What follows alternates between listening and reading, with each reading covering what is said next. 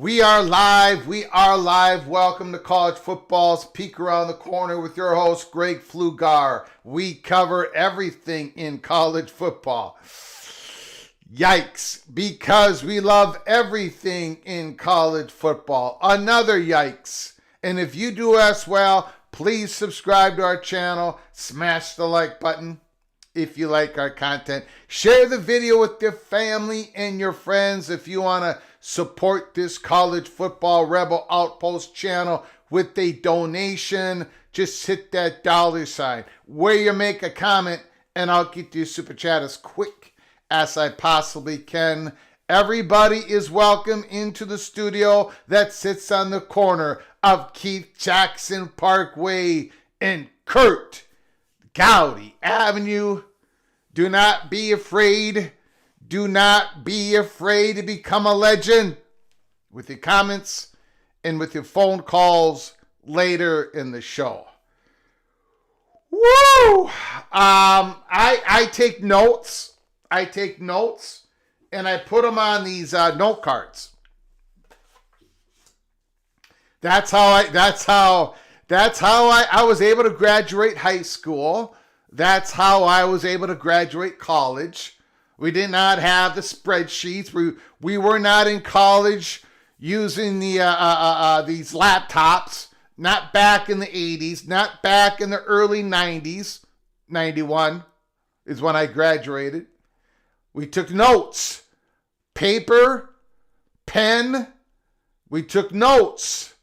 And the only way I could remember anything was to make it in note cards and then go home later, go to the library, set up those note cards in order, go over them and over them and over. Because as you all know, the host of College Football's peek around the corner is not the brightest bulb in the refrigerator.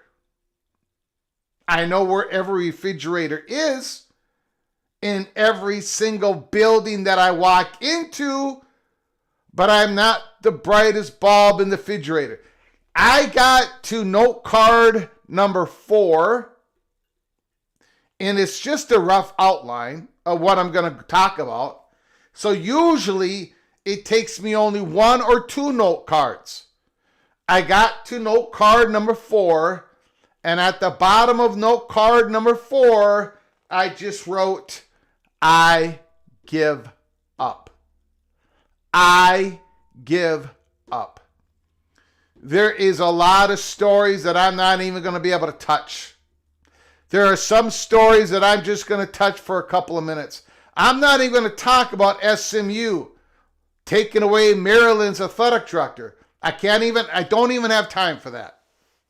Unbelievable. We have got a stacked show, and I'm going to do the best I can.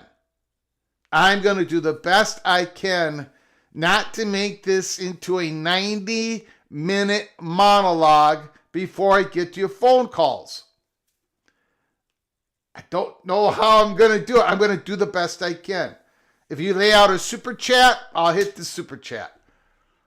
But I'll get to your comments after the monologue. I will get to the phone calls. I'm not even going to do a roll call. I'm not. Sorry, guys. There is just, we are getting pulverized with college football news. And I've got my own update to give you all. A PATC exclusive. Christopher Mercado.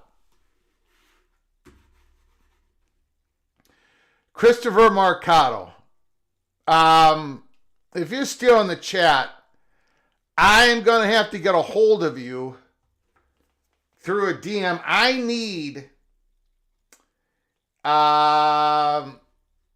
in the Holy Smokes Theater, that picture right there.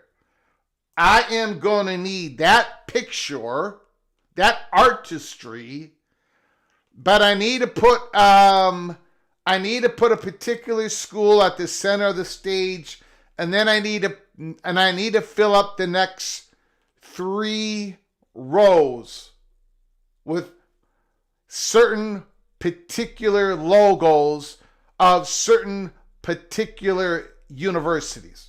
So if Christopher Mercado, I'm going to have to get in touch with you and try to figure out how I can repay you for your services. Okay. The first story that now, again, the main story. The title of the show, Duke has brought out their big guns for the next realignment wave.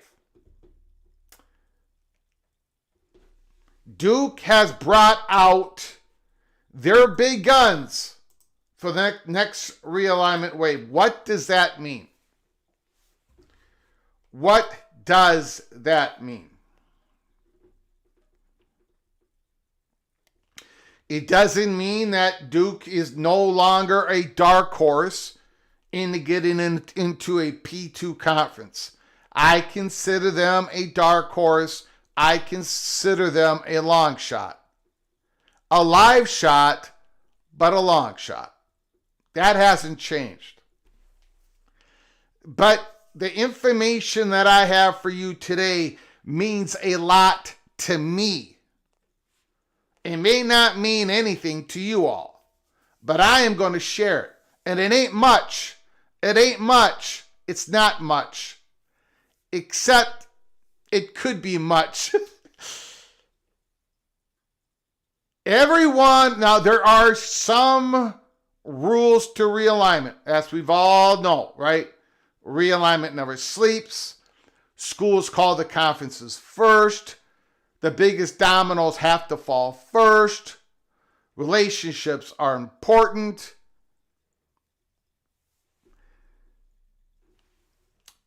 Besides those rules, these realignment waves are different from each other.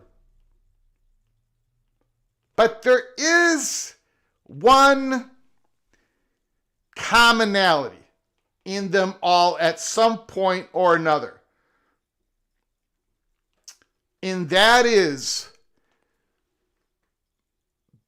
big money, big power gets involved.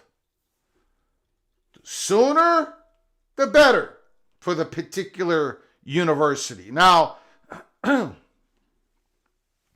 one gigantic example, recent example of that is what SMU did, right?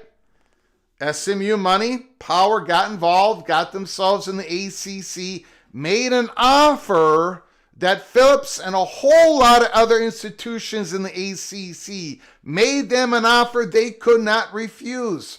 Now, there were some schools that refused it. Florida State, Clemson, North Carolina, but everyone else said, yeah, we'll take that deal. We'll take that deal. There is an example of big money getting involved before the reporters, the college football reporters, the national college football reporters, the ones that you know. There's another example. There's a lot of examples, but this one I know personally. There's another big example out there where big money got involved before the reporters either knew it or that they could report on it. And that is USC. So when we get to the Duke story here, when we get to the Duke being ruthless story here, I got a feeling that I'm going to be getting some DMs from some people. You know what? I'm not going to go down that rabbit hole right now. But let me just say, before we get to the Duke's ruthless story, I'm going to circle back to the USC story. Not that Duke is where USC was in March 31st, 2022. No. That's not what I'm saying. But there is some comment. There is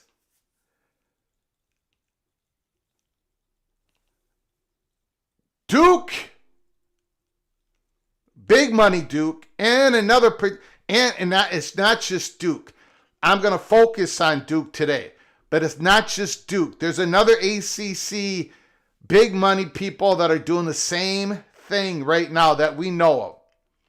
But Duke has ripped a page out of the USC Trojans playbook. And they're doing what USC did.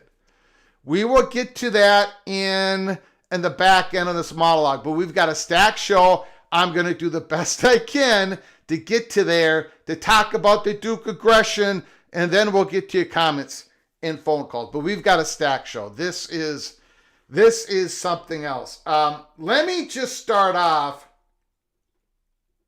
if you all don't mind, talk about a little bit of football. Alabama on 3. Alabama quarterback Austin Mack has been turning heads in spring practice and is a serious contender for the starting job, sources tell Peter Knuckles. Boy, oh boy, oh boy. If this is the case, I love spring football. I love spring football. I love the steam. I love the reports. I love the rumors. I love this. We talked about the quarterback battle, Alabama. Pretty much the only quarterback battle that is going on in the entire SEC country for the 2025 season. I've got Alabama. What did I have Alabama? 5, 6, 7? And it's because I'm not a believer in Simpson. Ty Simpson. He's been there since 2021. I am not a believer. Under their new offensive coordinator, the name that is slipping my mind, Grubb and Kalen DeBoer, they need a guy who can chuck the ball downfield for their offense. As gifted as Jalen Milroe was, as gifted as Simpson is, they don't fit the Kalen DeBoer Grubb offensive philosophy. It doesn't work. But Austin Mack, I believe he's been there for a couple of years. He's the kid out from California. Austin Mack, if he is seriously turning some heads, holy smokes, I might have to change my mind in Alabama. I might have to move them up. We shall see. And I'm only going to spend 1 minute on this particular story. I'm going to let other people handle it. But I got to mention it. Let me find it here. I do not feel comfortable in talking about this. We're only going to spend a minute on it because it is absolutely ridiculous. And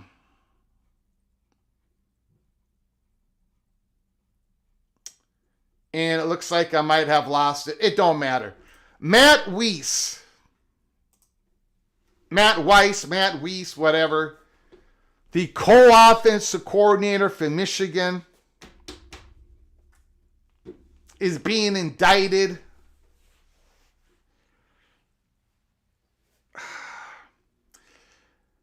I'm sure most of you saw the reports. I cannot find it right now. I did not save it. I really don't want to talk about it.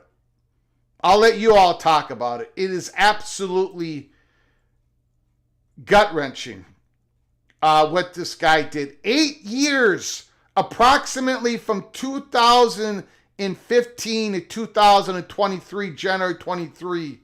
He went into students'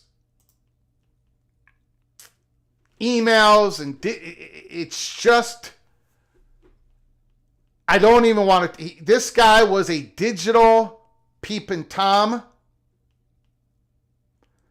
The FBI, Michigan, local police, they found so much stuff on his computer. It is not connected to the cheating, what happened at the University of Michigan. This was Matt Weiss, whatever the name, 24 counts leveled against him. If you want to go, he collected intimate photos and videos of athletes. I don't believe Arch Manning's got a battle for QB1. Arch Manning is going to be QB1, Patrick. QB1. But that's about, I'm not going to talk about that guy. We got too much to talk about. Absolutely disgusting if true. Holy smokes. One other thing. There was a lot of so-called insiders who got that story completely wrong. I'm wondering if they're going to come out and take any L's on it. A whole lot of people accusing the Buckeyes and Ohio State and other people putting stuff into Michigan's computers, and wow. Matt Weiss, whatever his name is. Hopefully I never have to say his name again. Absolutely disgusting. And we got one more story of not too good behavior before we get to some fun college football talk, and we've got a lot to talk about. Stanford coach Troy Taylor is accused of bullying and belittling female staffers. Nick Schultz. Stanford coach Troy Taylor came under investigation after being accused of bullying and belittling female staffers. ESPN Ty reported Taylor allegedly made inappropriate comments to another woman about her appearance and tried to have an NCAA compliance officer removed after being warned of potential rules violations. Try to have an NCAA compliance officer removed? Troy Taylor? Remember, Andrew Luck. Andrew Luck was just hired at Stanford. I'm not exactly sure what his title is. General manager, grand poobah, whatever. Whatever it is, he's now in charge. Boy, does he have some work to do at Stanford football program. In February 2024, following the first investigation, Taylor signed a warning letter that acknowledged he could be fired if his contact continued. Documents showed a second investigation ended in July of 24. Taylor, in a statement released through Stanford, said he compiled with investigations. He also said he's taken the recommendations that came out of them as a learning opportunity. Holy smokes. I willingly complied with the investigations. Well, you had to, or you would have been fired for cause, and you would have lost the money in your contract. Accepted the recommendations that came out of them and used them as a learning opportunity to grow in leadership and how I interact with others, Taylor said. I look forward to continuing to work collaboratively and collegially with my colleagues so that we can achieve success for our football program together. Stanford also released a separate statement about the situation.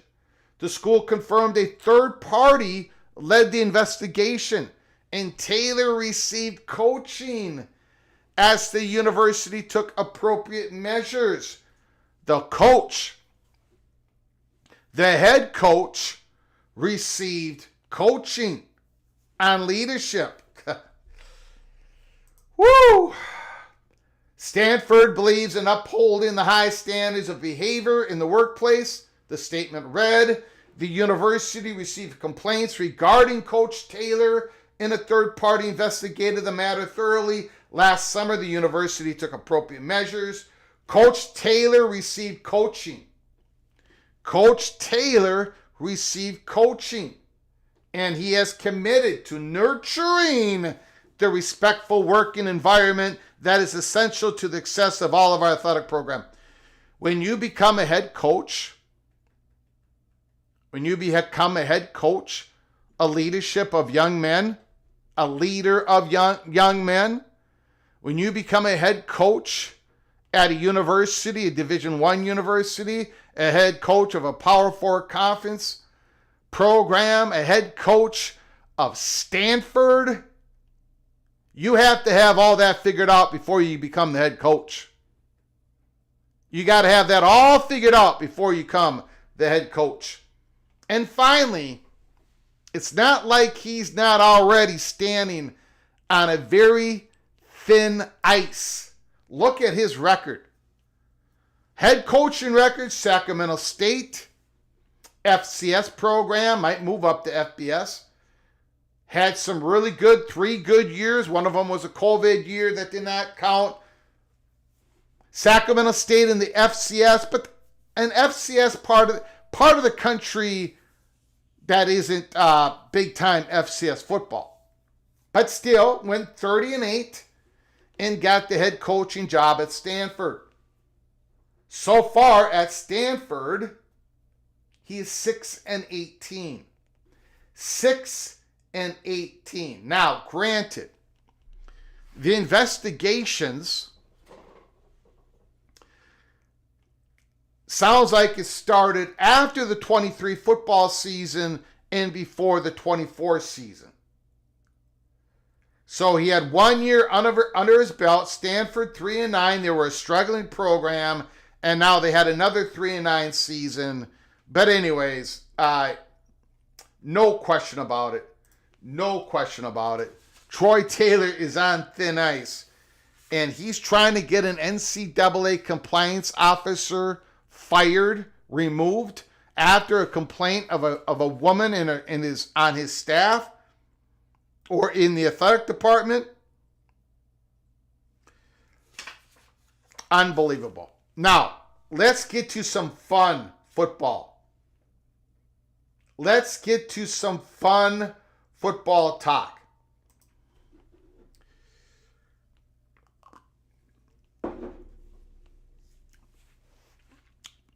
Today,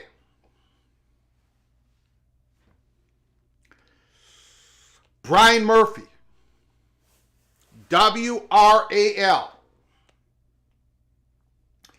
with realignment in mind, new bill would require North Carolina State to play annually in multiple sports.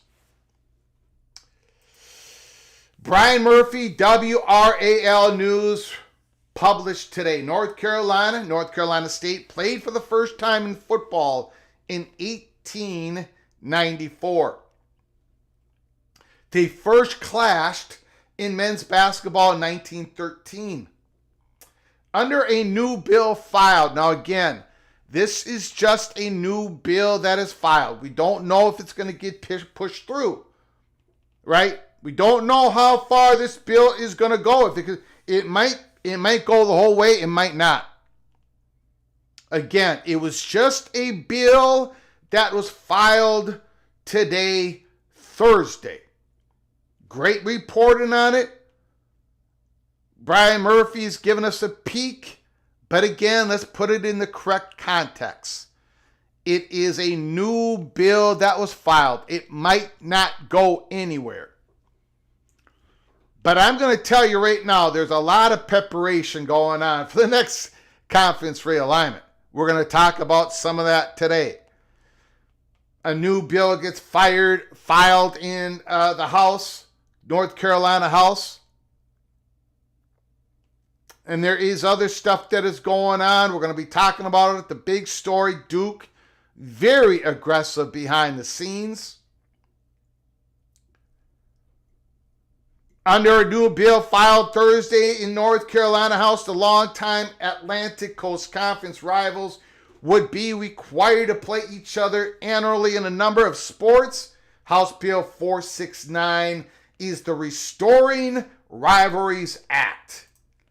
Essentially, what we want to ensure is that UNC and North Carolina State will continue to play in a world where they are not both in the ACC, said Representative Brendan Jones, the House Republican Majority Leader and a leader sponsor of the bill.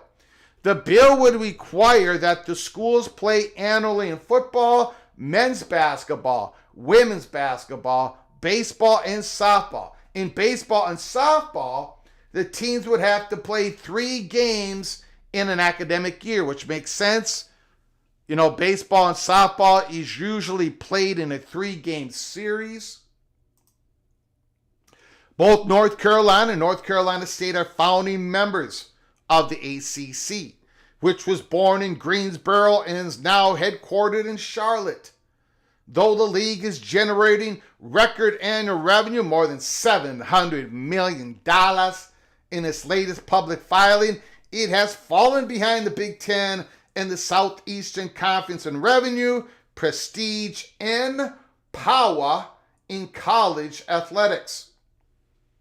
The league agreed to a settlement with disgruntled members, Florida State and Clemson, that reduces the penalty for schools that leave the league before 2036. If schools were to leave after the 30-31 season, they would owe $75 million. UNC in particular, Chapel Hill in particular, is viewed as a prime candidate if either the SEC or the Big Ten opt to expand again. North Carolina is the most populous state without a team in either conference if you consider Rutgers to be part of the New York market, which I do. I think it should be said as well that I hope UNC and North Carolina State are never in separate conferences. And if the Big Ten or the SEC were to ever invite either state or Carolina, this bill would indicate that they are a package deal, Jones said. Okay, first of all, I do not agree with that last paragraph. To me, that don't make no logical sense. Now, Jones is saying here, look, I think it should be said as well that I hope UNC and North Carolina State are never in separate conferences. Make sure. I mean, that's of course, right? You don't want, of course. Totally understandable. This bill would indicate that they are a package deal. No, the bill does not indicate that.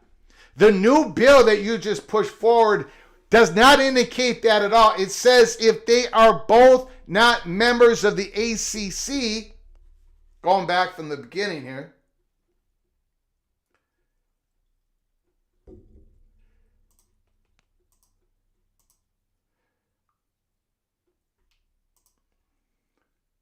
essentially what we want to ensure is that the UNC and North Carolina State will continue to play in a world where they are not both in the ACC.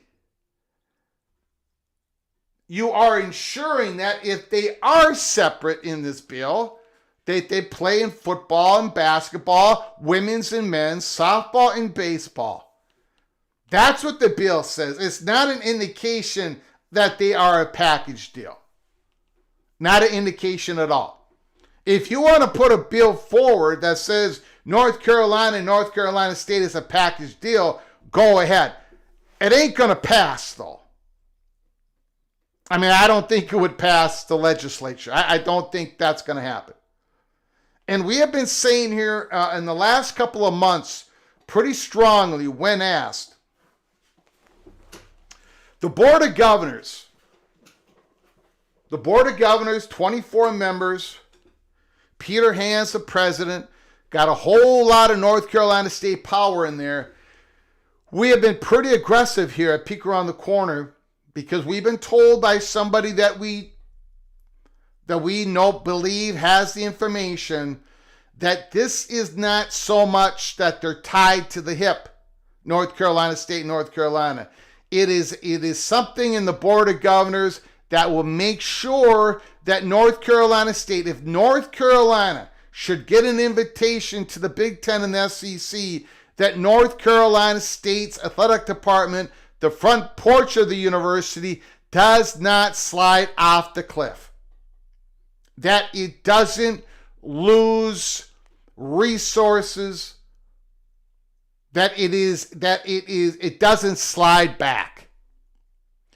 That is what we believe is the bar for North Carolina to be able to move to another conference, a conference affiliation change. They're going to have to send to the Board of Governors a financial plan and say, look, North Carolina State is going to make it to the next iteration of this college athletic landscape. They might not be tied to us, but they're going to be okay. Something has to be to the Board of Governors for them to be able to approve North Carolina's change in the conference affiliation. We at Peek Around the Corner do not believe they are tied to they're not a package deal. Now, if a bill gets created and goes through all what it has to do to go through the state of North Carolina legislature and it becomes the law of the land, then we're going to change our mind on that. North Carolina Board of Governors are being proactive. They're making sure that North Carolina State does not slide off the cliff. They want to be better prepared, better organized, better equipped, and better ready to fight for North Carolina State than what happened in the board of in the Board of Trustees, Board of Governors, Board of Trustees when it comes to the state of California and UCLA.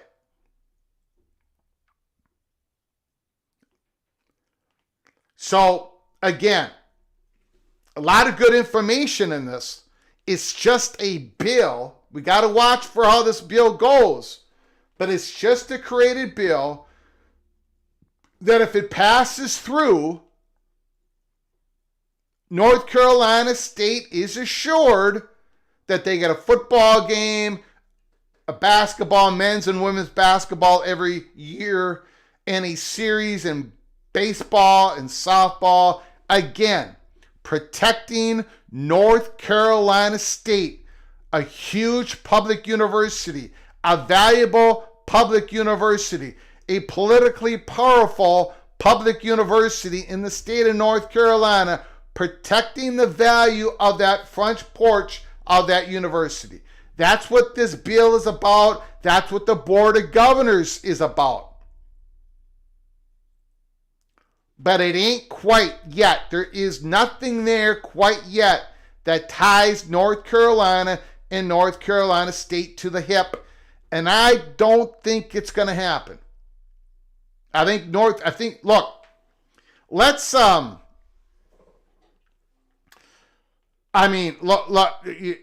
the ACC just had a settlement, right? ACC had a settlement.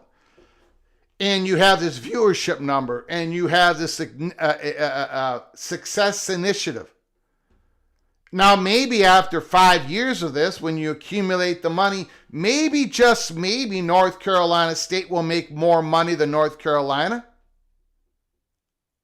But I think everyone would agree, the consensus would say, the projections would tell you that North Carolina is most likely going to come out a little bit of ahead of North Carolina State on viewership number, basketball, success, and even the football when it comes to viewership, at least with the next first couple of years with Belichick.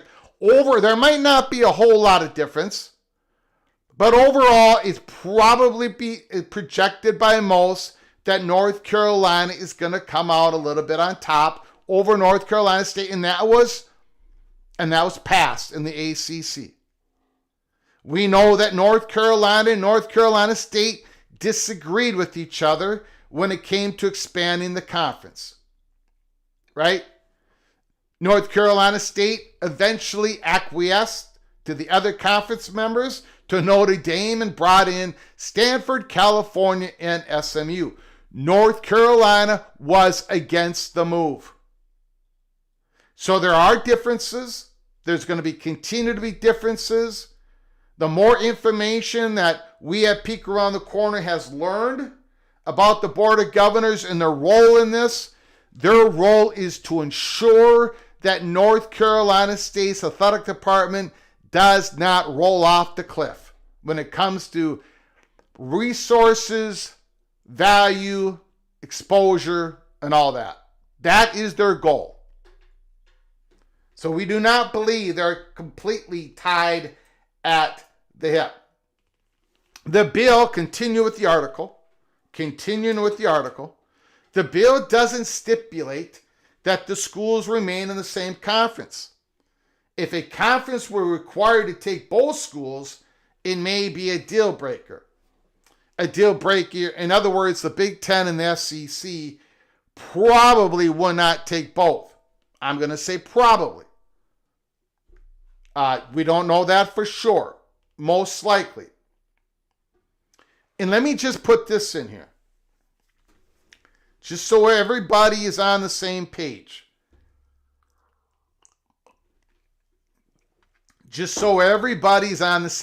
Well, you don't have to be on my page. You can disagree with what I'm about to say, and that is absolutely fine. Opie can tell me you're wrong. Donnie McNearly can tell me I'm wrong. Morris Simmons can tell me I'm wrong. Steele Austin, Stephen Vitt, Jay Chapman, you all can tell me I'm wrong, and you can all tell me why I am wrong. And I am up for it. I will read your comments. I will take your phone calls. But I'm going to tell you from a PATC perspective, from what we have been told 1,000 times, the whole Board of Governors thing in North Carolina, it is a hurdle. It's something that's going to have to be dealt with. It's something that North Carolina is going to have to deal with. North Carolina State's something has to be given to North Carolina State. The conference that is luring North Carolina, trying to get them into the conference, This is something that they're going to have to be aware of, and they are. This is a real thing, the Board of Governors. However, the Big Ten, the SEC, are very interested in acquiring North Carolina, UNC Chapel Hill, period. If anybody out there is telling you, the political, the quagmire, the people are scared to deal with, SEC doesn't want to deal with that, the Big Ten don't want to deal with that, the Big 12, wrong. Sorry, guys, gals, wrong. North Carolina is wanted, period. The Board of Governors situation is something that everyone's going to have to deal with. Back to the article. Politicians and politics have played a significant role in the conference realignment decisions over the past few decades, including Virginia Tech's addition to ACC in the early 2000s.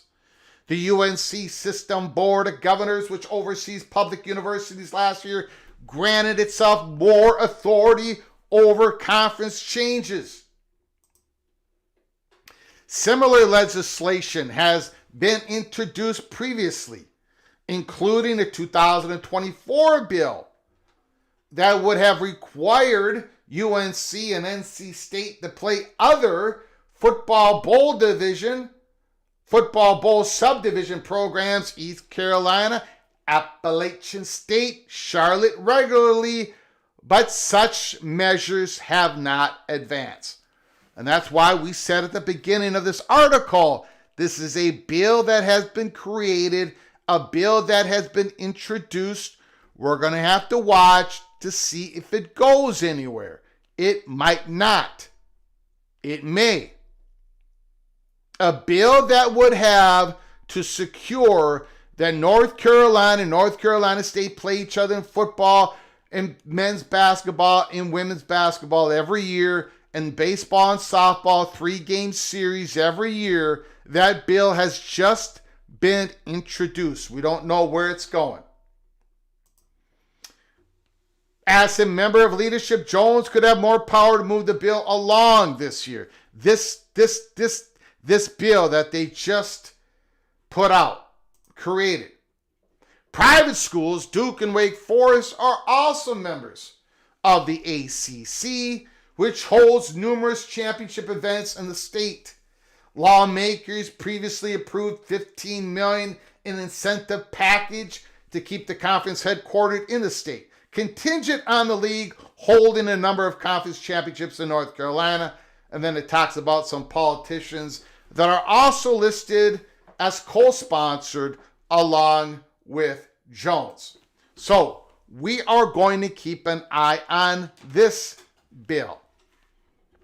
But the creation of the bill, just the creation of the bill, is a story. I'll get to it in a second. Donnie McNerney, thank you so much. Thank you so very much for becoming a new member of the Early Peak Cloak and Dagger. You are officially knighted. Thank you, sir. I appreciate your generosity. Appreciate you becoming a member. Go to our library. Watch the episodes. Thank you, Donnie McNerney. I appreciate it so very much. So, we're going to circle back to this point. A bill gets introduced today, Thursday, March 20th, to secure, to help, right, if they can get this bill passed, to help North Carolina State's value, the front porch of the universities, to sustain that value to whatever happens in the future. Because a lot of people are preparing for the future right now.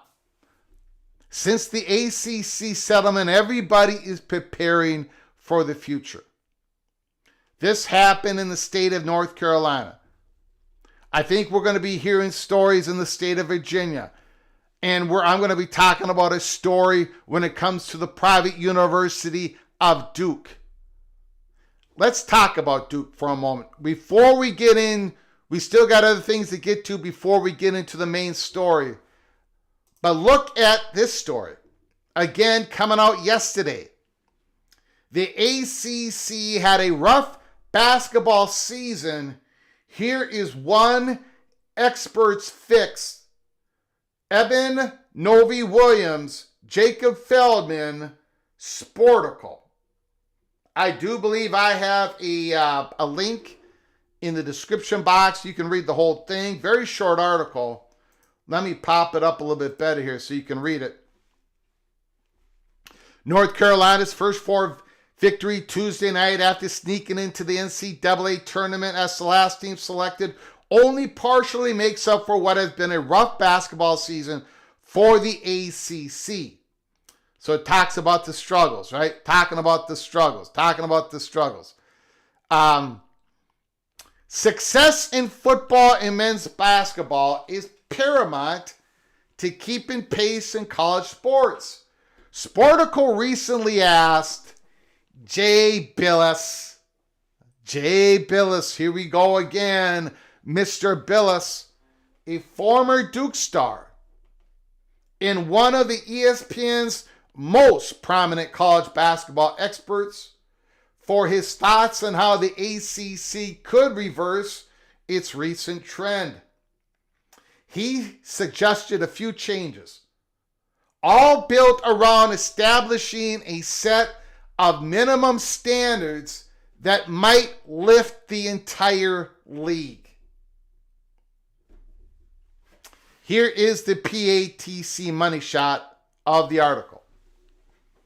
If I was in charge, I would have a spending floor. Bilas said in an interview, if you are not spending X amount of dollars, then whatever you spend under that, you have to give it to the other teams in the league. Jay Bilas, Duke. A spending floor. Well, so here we have peek around the corner. We anticipated this, right?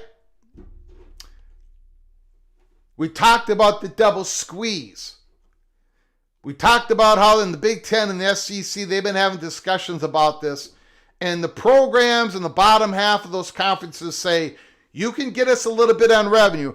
You can give us a little bit on a salary spending floor, but you can't get us on both. That is the double squeeze. We talked about it. I think it was last week. We had a whole live show on it. The double squeeze is a death spiral for the bottom half of any conference. You are talking about in the ACC, you already have unequal revenue sharing based upon success, based upon viewership numbers that are already baked in. Now you're going to put a floor, a salary cap floor on spending when it comes to basketball? Look, and then Jay Bilas says, and if you don't spend up to the floor, you have to take the money difference between what you spend into the floor and to give it to the other teams in the league. This is not Major League Baseball. These athletic departments are not sitting around after the end of the season with $25 million in their vault saying, look what we did. Everybody's spending on, look, we've just collected $25 million. We're going to have it sit there. This is not a Major League Baseball franchise in which they're spending $70 million and they're getting the luxury tax money flowing to them because the Dodgers and the Yankees are spending over $250, $220. And so these other franchises are getting money and they get to sit on them. These athletic departments are not doing that. They are spending what they have. Look at the revenue and look at the expenses. They're spending what they have. So on the front end, you're going to now do unequal revenue sharing. And on the back end, you're going to push schools that are now going to be making even less than the top of the schools and pushing them up to a certain floor. It's a double squeeze, man. They are going to get into a resources death spiral. It's just going to go around, and I mean, they're not going to be able to succeed. They've got lower money. And so they're going to get less money because they can't succeed because they got less money. Then they're going to get lower money. Oh, and by the way, they got to keep up with the floor that's going to keep getting raised because the top teams are going to be making more money. It's a death spiral. The schools in the SEC and the Big Ten, we reported you on this. They're not going for this. They don't want it. If you want to do a little bit of unequal revenue sharing, they can live with it. Mississippi State saying to Alabama, if you want to take a little bit more of our money, okay, take a little bit. But then you're not going to be telling us, you're not going to be telling Mississippi State and Vanderbilt what they should be spending their money on. Mississippi State with that beautiful baseball field, Vanderbilt putting a lot of money in their they got money, they're going to spend it how they think they should. The whole idea of this double squeeze, if that passes, boy, some of these ACC schools that are stuck in the middle, that are not going to benefit from the viewership number, and now they got a floor and everything, they're going to be going, what the hell's going on here? But let me circle back to Duke. Let me circle back to, we're not ready to get into the big part. We're not ready to get into the title of the show. Not quite yet. We got a little bit more to go through here. Again, I told you this was a stacked show today. Absolutely stacked.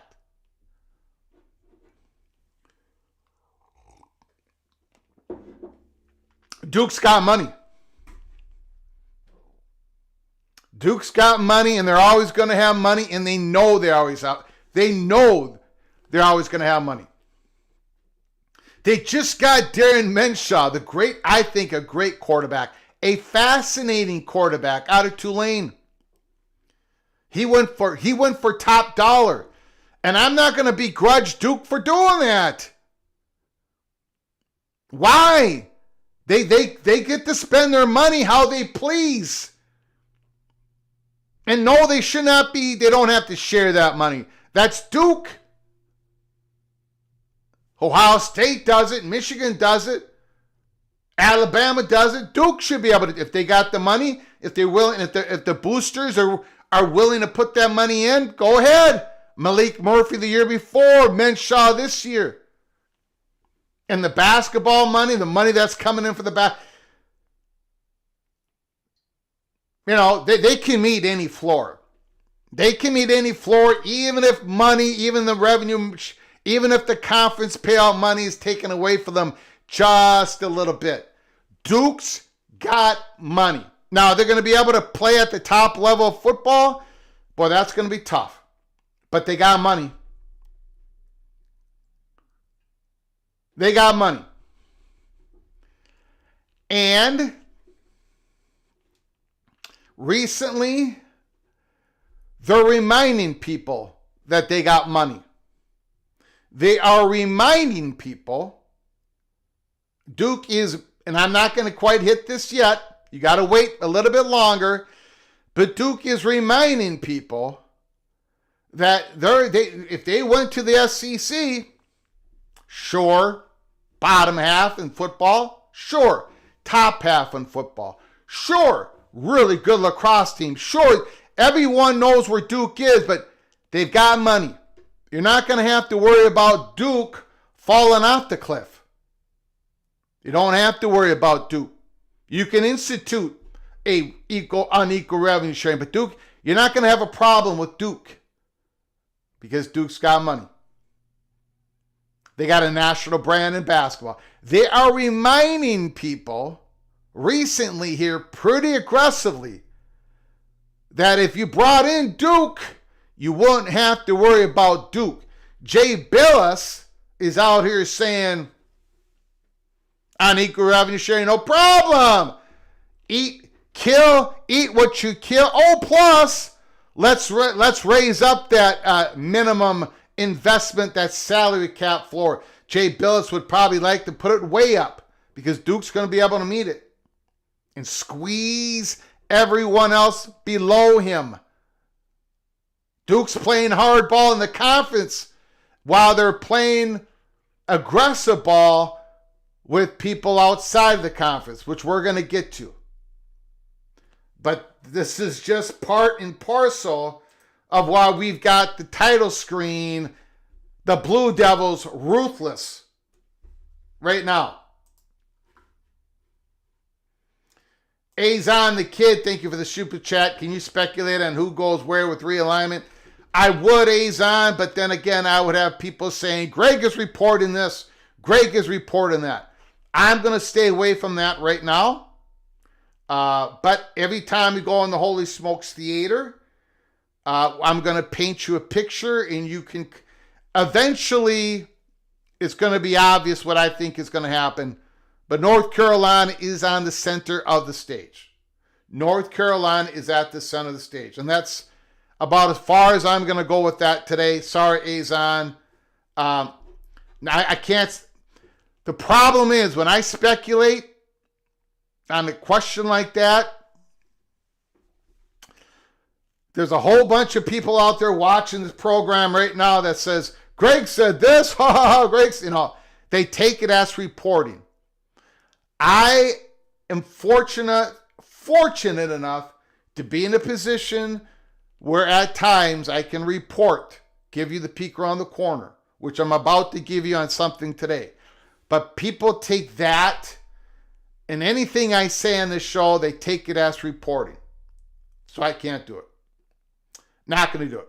Anyways, Georgia's getting crushed 23-3. Oh my goodness. Azon the Kid, I do appreciate the super chat. But before we get back into Duke, there is something else we got to talk about. And I find it interesting.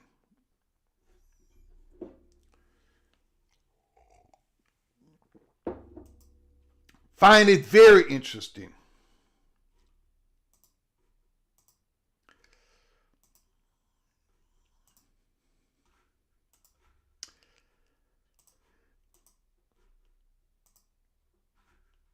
Going back to Sportico, an article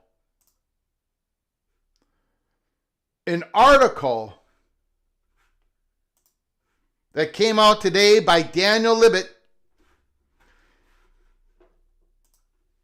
Big Ten media deal must be revealed, Illinois Attorney General says. This came out early this afternoon.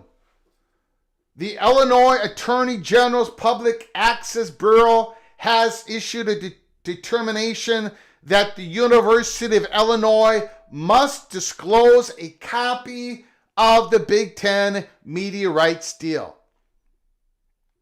This decision follows the university's denial of a Freedom of Information Act, FOIA, request made 2 years ago by Michael Leroy, a U of Illinois law professor who studies college sports. To date, the Big Ten's 7-year, $7 billion deal with Fox, CBS, and NBC, which took effect July 23rd, has remained undisclosed.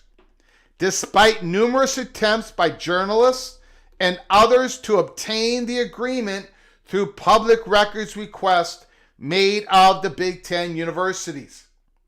Under its previous media deal, the conference distributed $60.5 million to Illinois in the fiscal year of 2023. The University of Illinois has maintained that it does not have custody of a physical or electronic copy of the Big Ten Media Rights Agreement. And the Illinois State Attorney General wrote in its determination this week that it had not found evidence to the contrary. So, as of now, the University of Illinois seems to be saying the truth. They do not have a physical or electronic copy of the Big Ten Media Rights Agreement. However, nevertheless, the Assistant Attorney General Matt Goodman wrote the agreement still constitute a public record under the Illinois Freedom of Information Act because it directly relates to a governmental function that the conference was contracted to perform on behalf of the university. The University of Illinois previously told the AG that it had, in the spirit of transparency, asked the Big Ten for a copy of the agreement it could provide to Leroy, but was denied. Okay. I also have a link in the description box of that article.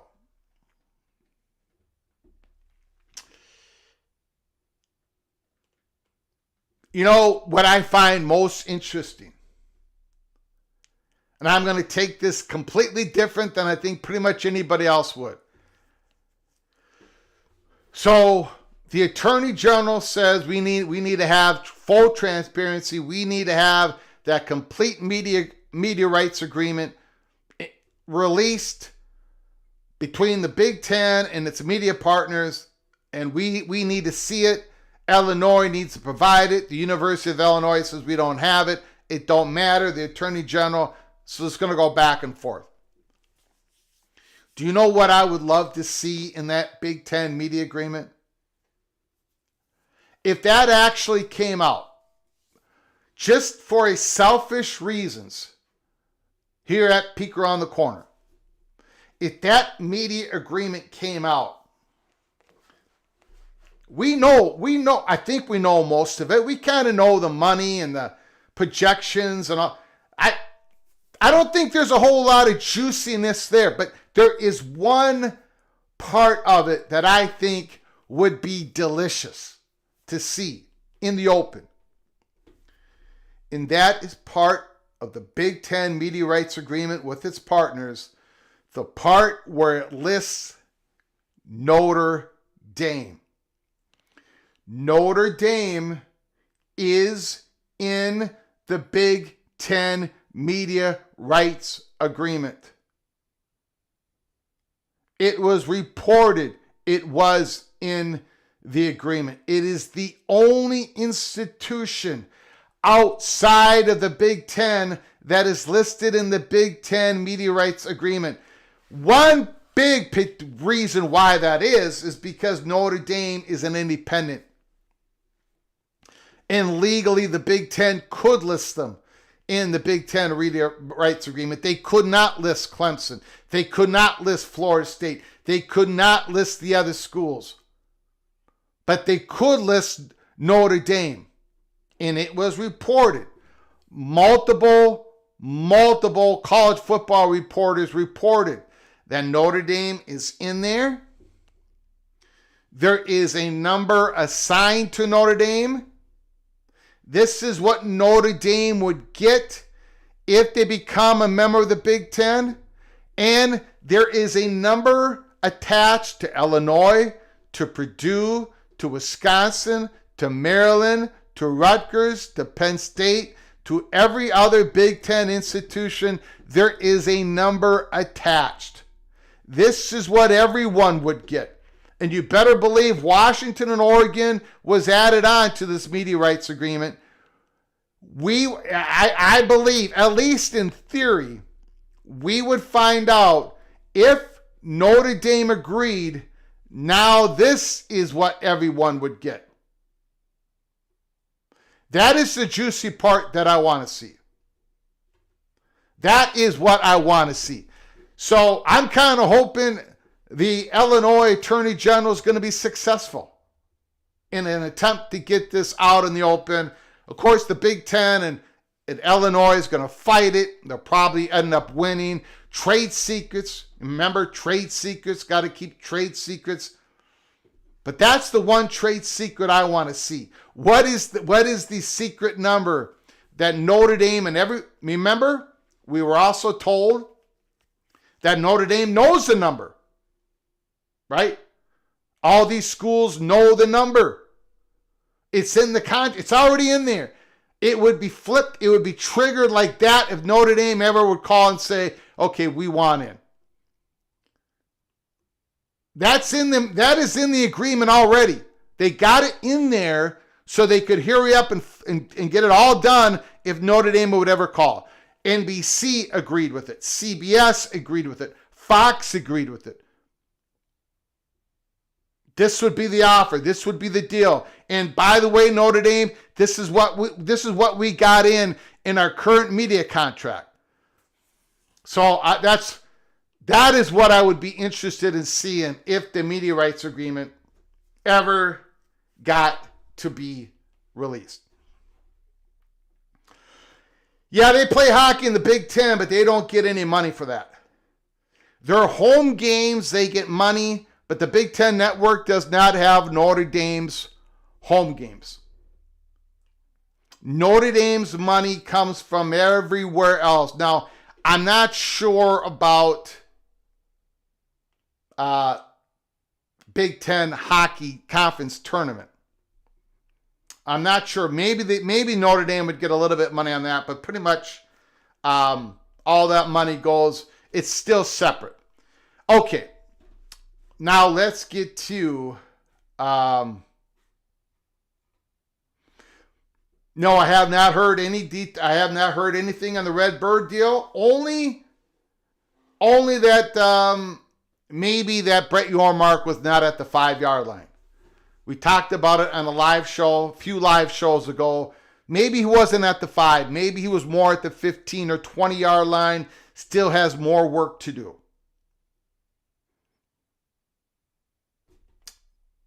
We shall see. Okay, let's talk about Duke. Let's talk about Duke.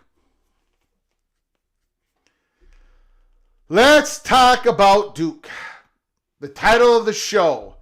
Duke has brought out their big guns for the next realignment wave.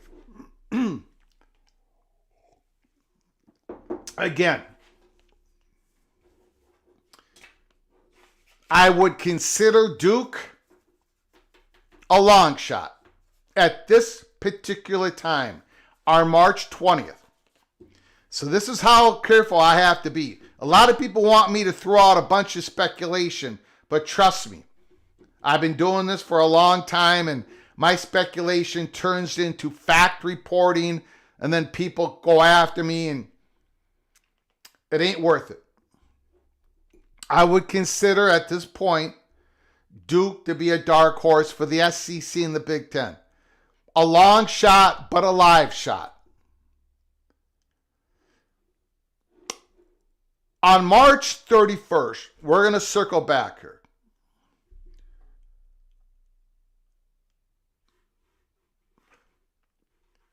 Daniel Gygax, Minnesota Golden Gophers make more money. Now, this is the Golden Gophers. Make more money in their men's hockey program than any other Big Ten sponsored sport at any other institution in the Big Ten. Number 2 is Nebraska's women's volleyball, and they're real close. They are real close. Both make in the high 7 millions. That is revenue. Okay,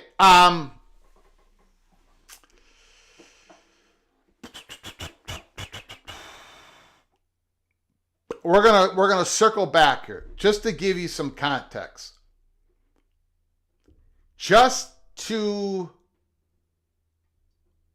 try to let you know why I think this is important, because a lot of you might not think this is important at all, and I get it. I completely understand it. Back in March 31st, 2022, this story has been told. You can go back to episode 22 of this program. all the way back into August 20th or 20 something 2022. We're getting close. We're about 2.5 years. We're getting close to being on air for 3 years. I want to thank everybody for continuing to join us here at College Football Peek Around the Corner. We're almost 3 years old, about 4 months away from being 3 years old. March 31st, 2022. This story's been told. It was told in the Los Angeles Times article. They interviewed me. The writer of that article interviewed me 4 different times. He said it was going to be a big old article.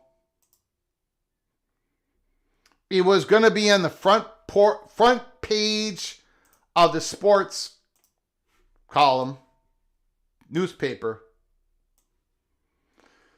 They put it out on digital first, and it got such a big response, they decided to print the story on the front page of the Los Angeles Times. It came out August 20, 2022. How that story started was on March 31st, I got a call. It was March 31st, and it was cold. I was cleaning my car outside at a gas station where they had a big old vacuum, powerful vacuum. And I was cleaning my car. My knuckles were getting red. I didn't have gloves on. And I got a phone call from BTM, short for Big Ten Man. He had been helping me break stories over the last 6 or 7 years prior to that. And he said, Greg, USC has called the Big Ten, and they've been working on it. We do not know when it happened, but it leaked out of Los Angeles. A couple boosters got the information directly from inside the halls of USC athletic department. And what they did with the information is they got on the horn with the big money people inside the Big Ten. We're talking Michigan's, we're talking Ohio State, and others. Now, BTM and his associates are part of that group of people. So the big money people got hold of the big money people. And he said, Greg, can you do me a favor?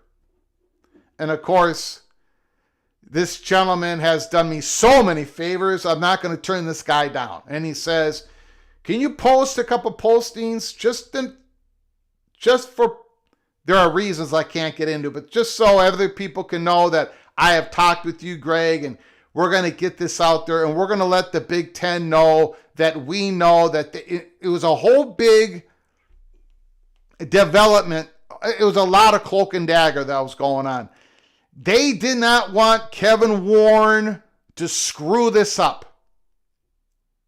Remember, this is coming after COVID and his lack of communication and with the decisions and just a whole lot of stuff. Kevin Warren was in trouble with his media partner and Fox, and the relationships were just fraying all over the place. A lot of stuff that people know now, but they didn't know then. But anyways, I got involved. But the start of it was big money talking to big money. Big money wanted to be associated with big money. The big money out in Los Angeles wanted Los Angeles to be a Big Ten country. They wanted those national advertisers of the Big Ten, of Fox, to be interested in Los Angeles.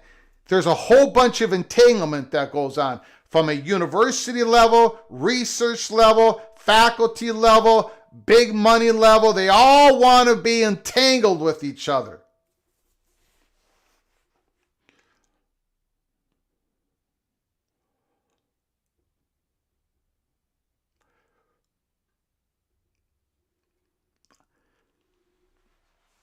So recently, since the ACC settlement,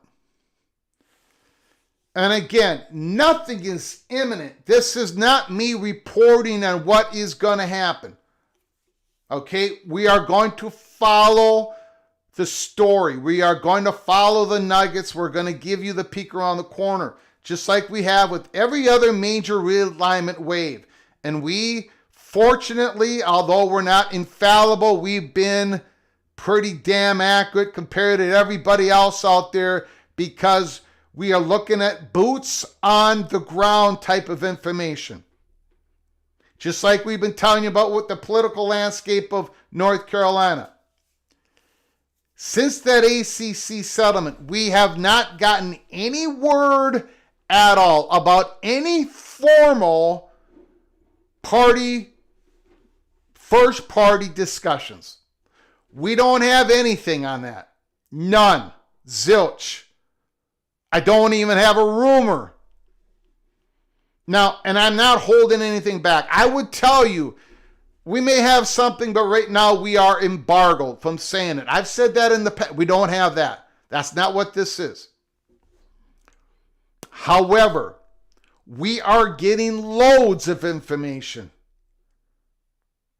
on big money, talking to big money. There are two, it's not me actually. It's BTM and his associates would describe it as two particular groups of big money people that are reaching out to big money people in the Big Ten. One of them being Duke and the other one being Clemson. It doesn't mean that there are not big money people at other institutions not reaching out. But what is crossing BTM's pathway, and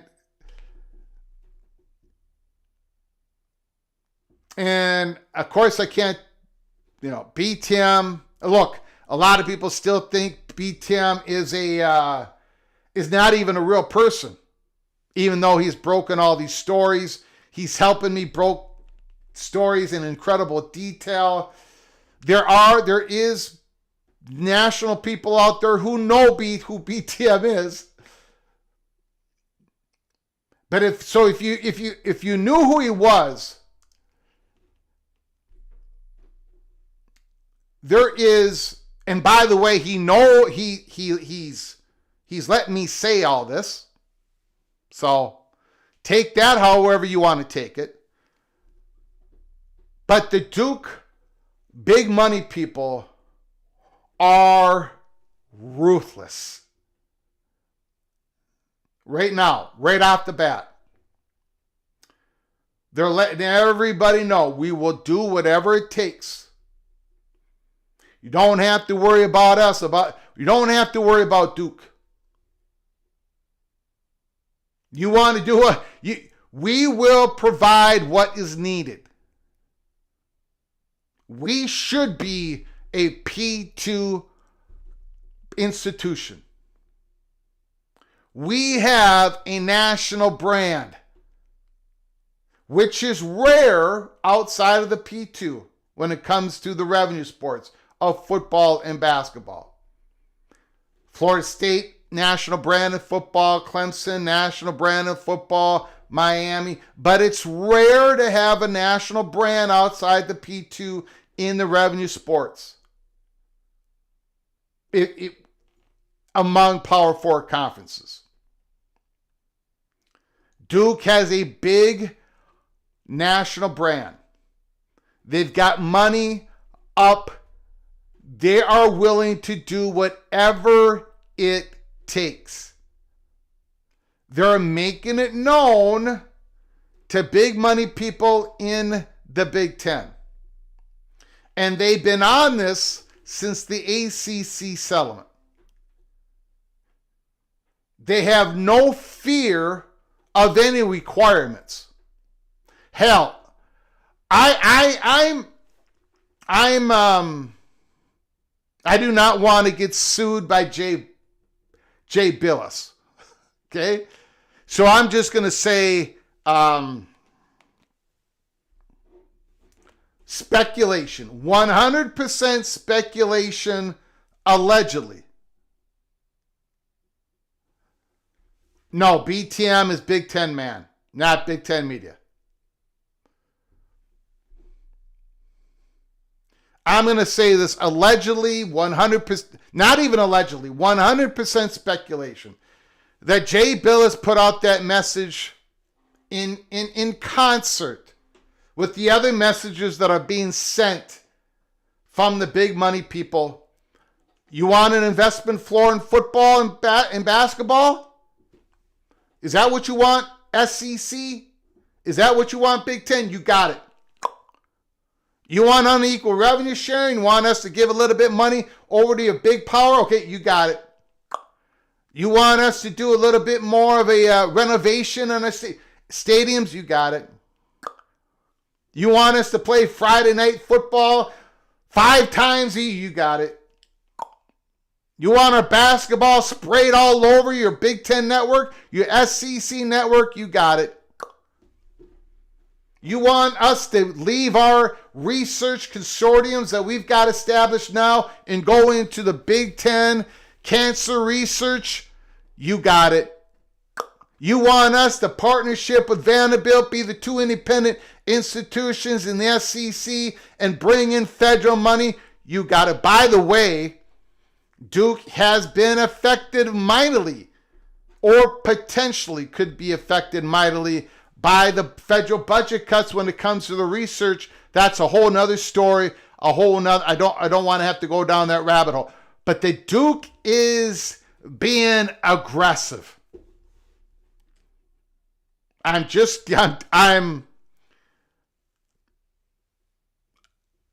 letting you all know, because no one else is going to let you know, because no one else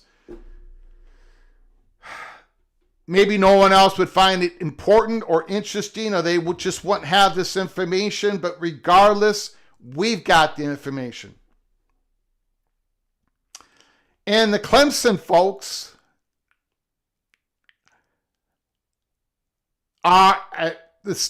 they are really aggressive. So, how do I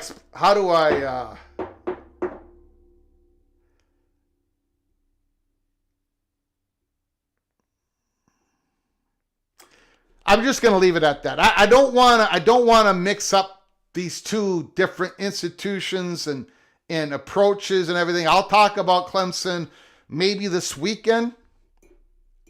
But Duke is being ruthless. They're letting everybody know they are in the P2 game. They are a private institution. Don't have to go to the Board of Governors for anything. They don't have to go to anybody for anything. Of course, they're AAU. They do not have a big football brand. They've had a pretty successful football team lately. Pretty good program lately. But they've got the money. They've got the money. And Jay Bilas just yelled it out in his particular way. And I think if you listen closely enough, you're going to be hearing more about people preparing themselves to sell themselves to the SEC and the Big Ten. We started off this live show talking about North Carolina, a bill that's being pushed by Representative Jones, a bill that would say that North Carolina State and North Carolina would have to play each other at least once a year in football, in men's basketball, in women's basketball, 3 games a year, a series in women's softball, and in baseball, if those schools would not remain in the same conference. Everyone is preparing themselves in North Carolina. Duke is preparing themselves. They're in the state of North Carolina. Clemson is preparing themselves in the state of South Carolina. And I think in the near future, I've said this before, but we're going to be hearing stuff out of Virginia, Miami. But right now, this is a Duke moment. A long shot, but a live shot. Now I'm going to push the envelope just a little bit more.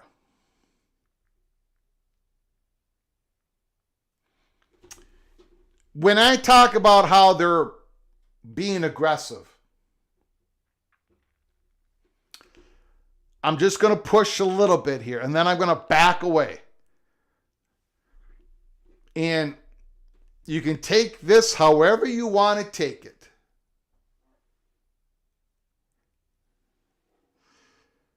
But when I'm talking about Duke's big money being ruthless, being aggressive, I'm not talking about just phone calls, and I'm not just talking about emails. I'm talking about face-to-face in the South. Duke's big money people have met with big money people in the South. This final info that we received, we've got names. This is when BTM says, talk about it, Greg. It is definitely a peak. It is definitely to keep an eye on. Duke is being aggressive. And just let me end it with this, and then I'll get to your comments and I'll get to your phone calls. It doesn't mean that Florida State big money is not being aggressive. It doesn't mean that Virginia's big money people, Virginia Tech, Pittsburgh, Miami, whatever, Georgia Tech. It just means that we've got this information on Duke. And it's coming, and it's in triplicate form. Not just one thing, not just another thing, but at least in 3 different ways, we know that Duke is being mighty aggressive. It's completely separate from what Jay Bilas said. I don't know. Probably, but maybe there's a concerted effort, or maybe not. I don't know. Okay, give me a phone call. The phone lines are open. A lot of discussion, college football on this basketball day, Thursday, March 20th. Holy smokes. The phone lines are open. 763-260-1333. If you haven't done so, please subscribe to our channel. Smash the like button if you like our content. If you want your comment to be read, for sure. If you want to support this college football channel with a donation, hit the $ where you make a comment. I'll get to your super chat as quick as I possibly can. Phone lines are wide open.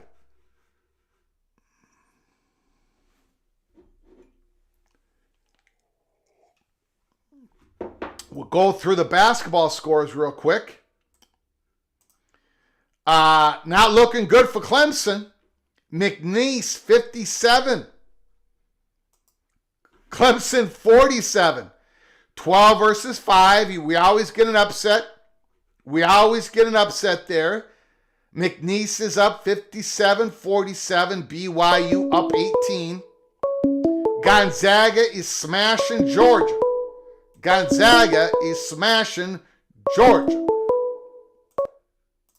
From Edward, the Auburn Tiger. Edward, the Auburn Tiger. Thanks for calling. I appreciate it, sir. Go ahead. Another great show, Greg. I didn't hear the whole show, but man, you do a great job in what you do. And I really just have a couple questions for you.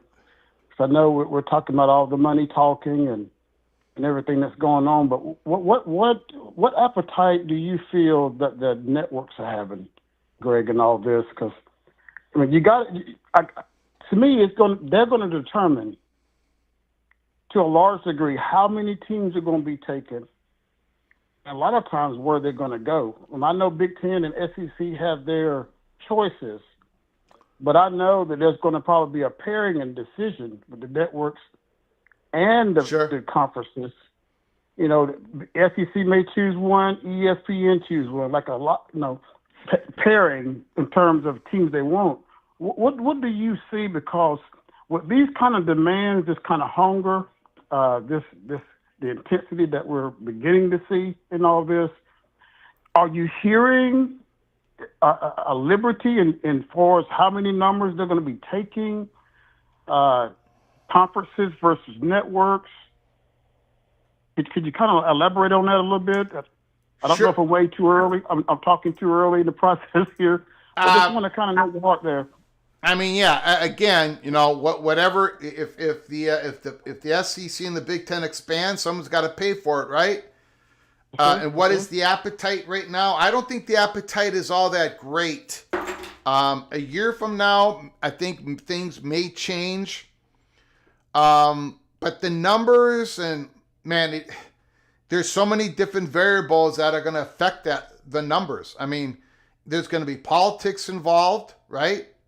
Yes. ESPN might just wake up one day and say, my goodness, let's get another media partner involved. And then that media partner is willing to spend a whole lot of money, that conference is going to expand. I mean, there's so many different variables. We just got word a couple hours ago that ESPN is looking to spend a whole lot of money on buying the NFL Network, the Red Zone, NFL Plus, a couple $1 billion. So again, a lot of different variables. I don't know. I would suspect if again, I'm speculating here. I'm not reporting. I'm speculating. I would suspect if the SEC did expand, it'd be either by 2 or 4 teams, right? And the Big Ten would probably expand by 2 teams in the next wave. But again, that's just speculation. So 4 to 6, it could be more. But there's just so many different things that that would affect the final outcome of this. Yes.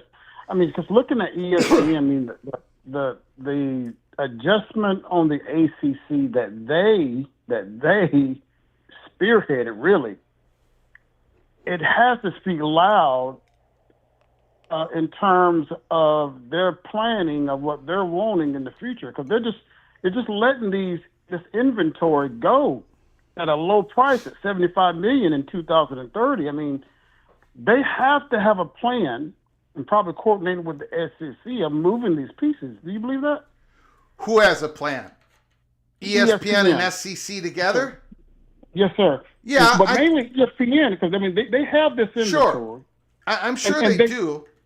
I'm sure they've had lots of discussions about it, right? Lots of discussions, right?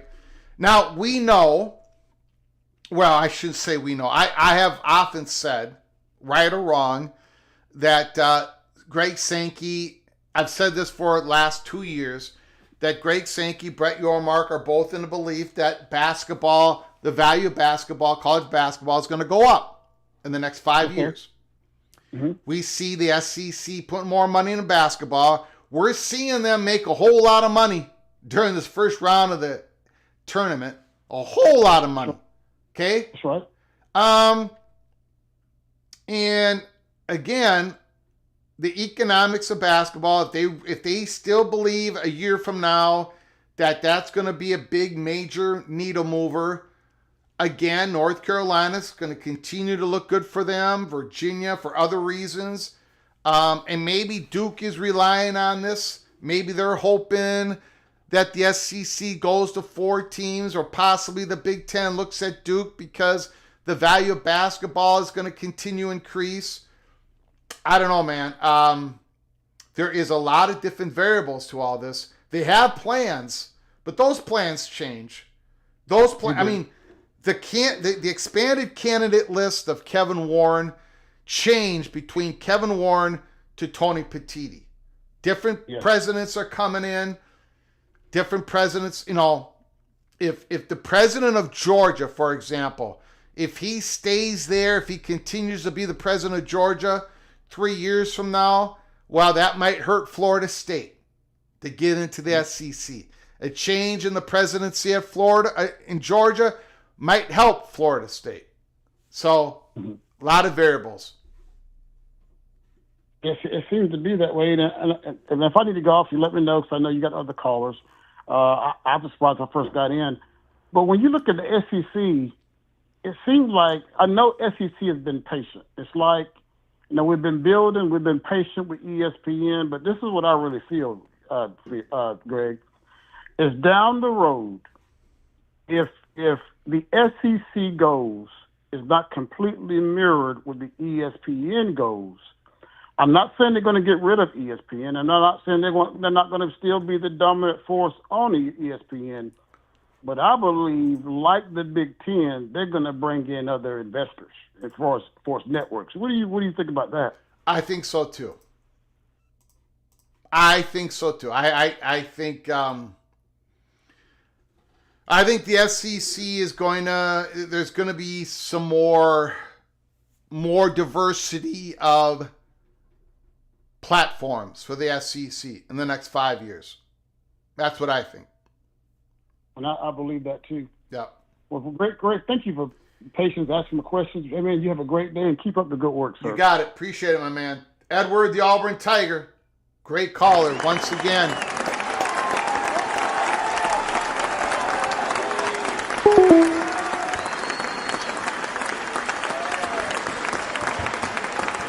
I mean, we've already heard this possibility in July of the SEC doing something with Netflix. Craig Sankey mentioned it in an interview. So, is that a building relationship between the SEC and Netflix? I don't know. From Movie Time Blues. Movie Time Blues. Thanks for calling, my man. The floor is yours. Yes, sir. Now that we've gotten this information, I'm reminded of an old saying. Do not let the perfect be the enemy of the good. Now, what I'm saying here is that, sure, they may have the conferences that would add an ACC team may have a first choice, a second choice, but if a program of like Duke might become available, I don't know how you're going to pass on a brand like that, even if they're not in your the upper echelon of the top of the list. They're a massive research and university. Yeah. There aren't programs like that becoming available every other week. Yeah.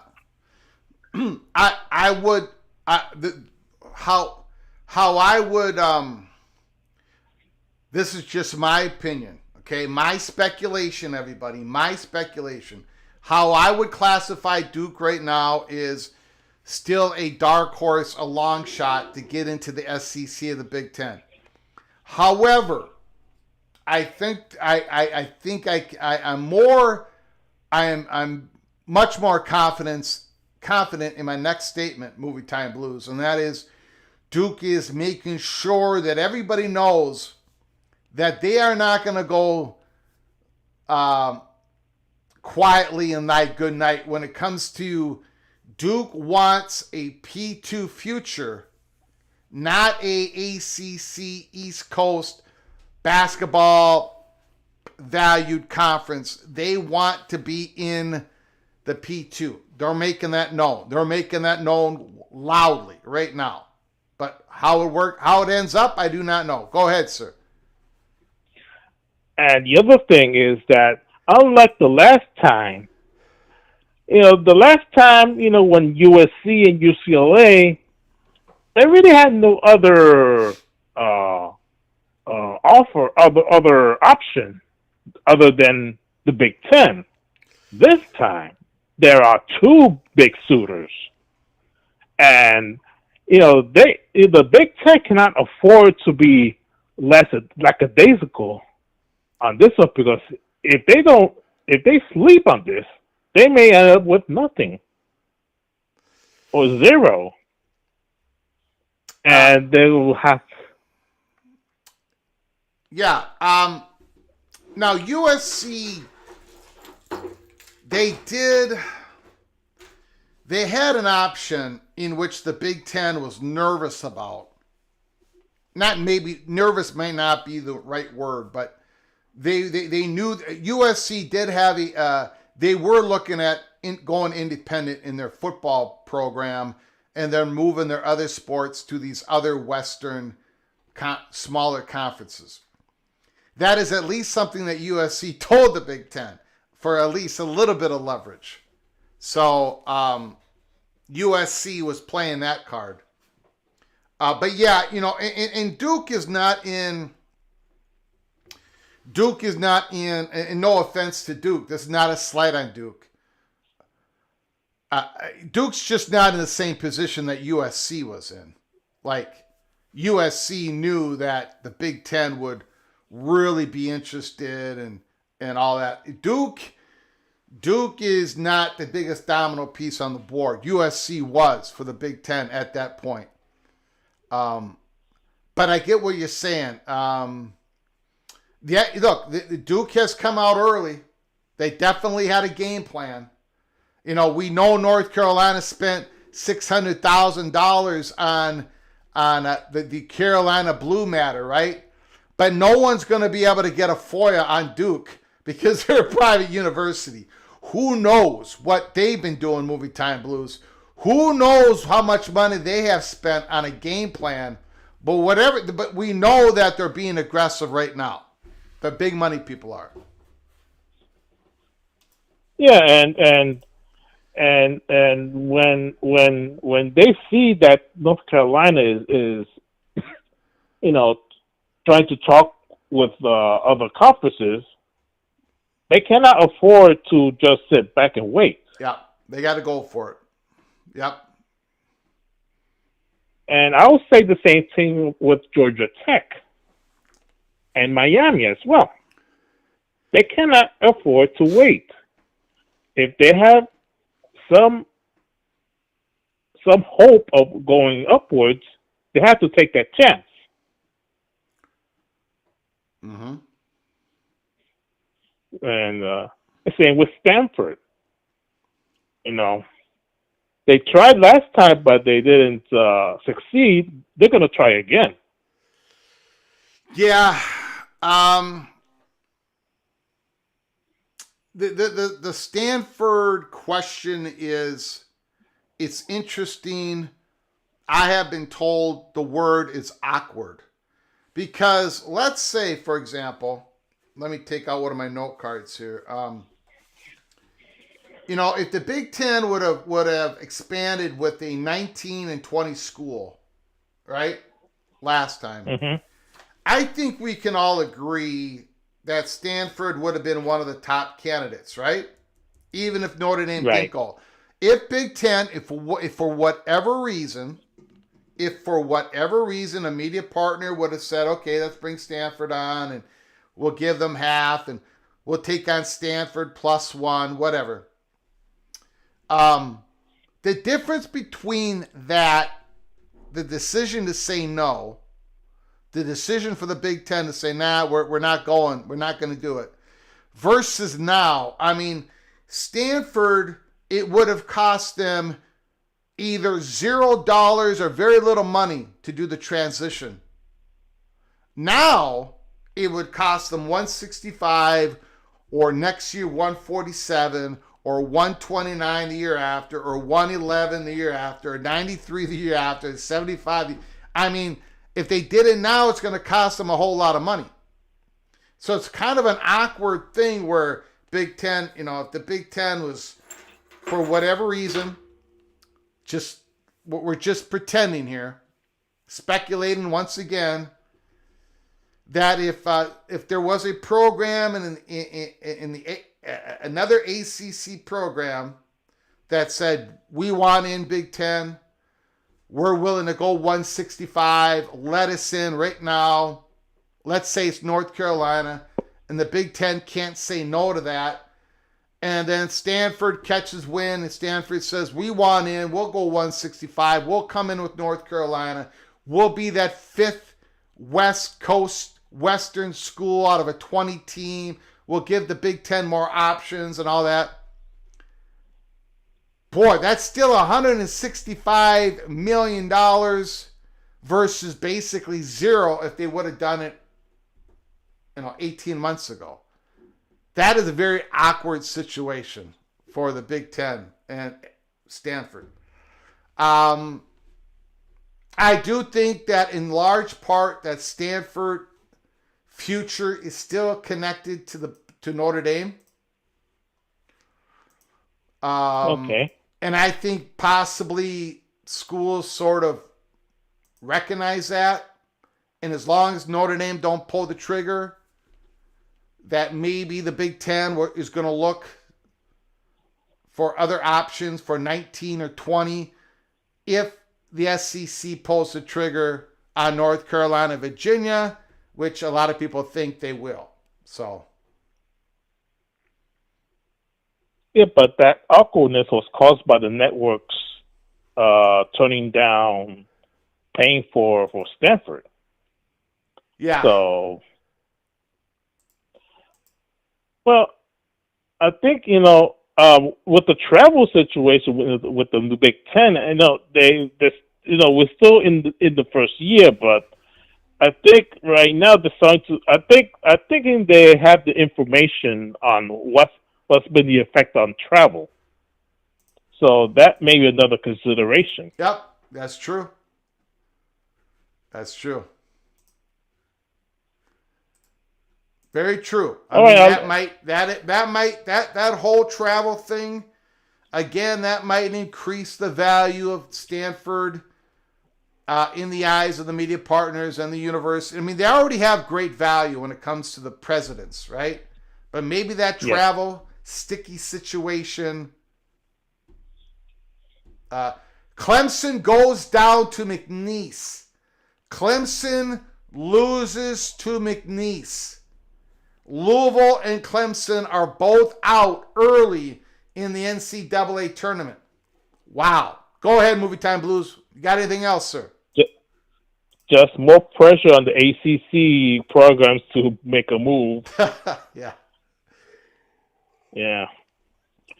All right. I'll talk to you later then. You got it. I appreciate the call, my man. Great call. Okay. All right.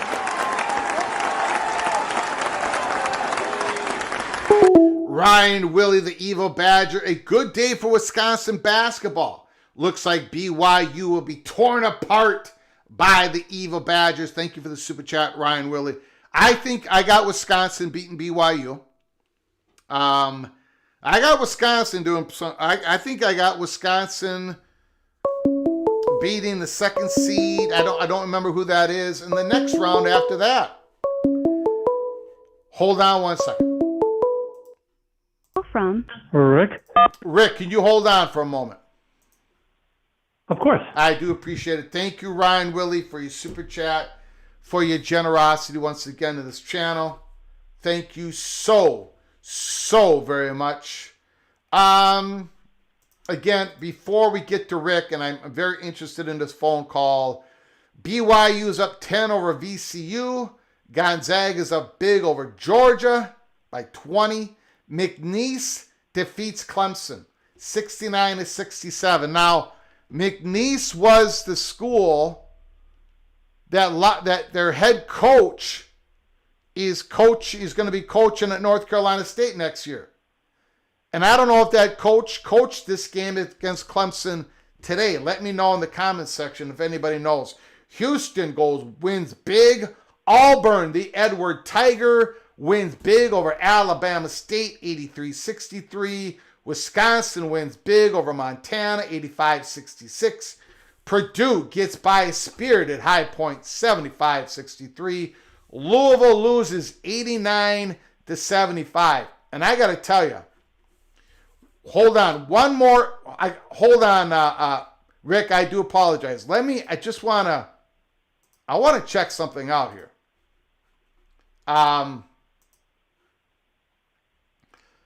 I want to check something out. Give me a moment. Yeah. That's what I thought. That's what I thought. Holy smokes. I mean, look at this. That's the ACC standings. Louisville, 18-2. Clemson, 18-2. 36-4 in conference play. A lot of people were saying Louisville shouldn't be seeded 8. They should be seeded a lot higher. They should be a 5. They should be a 4. 18-2 Louisville. Clemson 18-2. 36-4 overall in conference play, and they're both out, losing to a lower seed in the first round. Again, another bad tournament by the ACC. Rick, thank you for your patience. I do appreciate it. The floor is yours. Well, it appears Cinderella has her slipper out there for somebody to slide into here in the next couple of weeks. With regard to basketball. Yep. I like your shows where I'm more confused at the end of the show than I was at the beginning. Well, that's what I'm here for. That is what I'm here for. Mission accomplished. Yeah, I found it intriguing that the two schools that are throwing their weight around are Duke and Clemson. Maybe not the schools, but the big money people are. The big money people, yeah, the big money people throwing their big money arms around. Duke, of course, because they're Duke. That's probably not surprising. And they're private. But Clemson surprised me a bit because they're a public school. Yeah. And that got me to thinking, who's in the better position to be the first egg to crack in the ACC? A public or a private school? Again, just me guessing here, right? I would say it's a public school only because North Carolina is at the center of the stage and they're a public university. But you know, but I don't think they're at the center of the stage because they are a public university. You know what I'm saying? I think you bring up a very good, very interesting, I don't know what you would call it. Well, I'm gonna add to it. So stand by to get a little bit more perplexed. How about I'll give you a what if? What if the Big Ten saw fit to accept Duke on their own as number 19?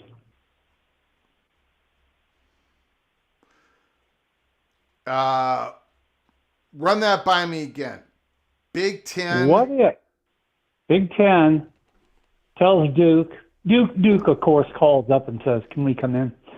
And the Big Ten says, yeah, come on in. And they allow them to come in. And they're team number 19. And now we've still got North Carolina out there. Well, we get everybody waiting to make their move. But in my scenario, Duke makes the first move and is the first team to leave and goes to the Big Ten, becomes Big Ten team number 19. How much of a better position does that make the Big Ten for obtaining the Tar Heels?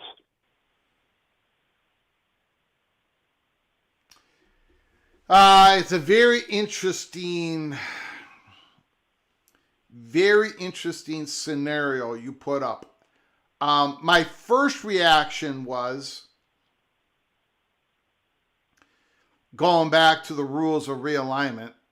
The biggest dominoes fall first. So that would be going against that rule. So that was my first reaction. My second reaction was, well, from the Big Ten perspective, that would put them in a better position against North Carolina. In other words, yeah. Hold on. Just let me finish this. But okay. The value of North Carolina at that moment in time would have decreased because you've got Duke. You know, North Carolina's value to the Big Ten ain't the same value to the Big Ten if you've already got Duke. So throw that in the mix. But go ahead, sir. Yeah, no, I was going to say from UNC's perspective, are they more inclined to want to go to the Big Ten if Duke were already there? Or is it totally irrelevant to them? Does it have any value?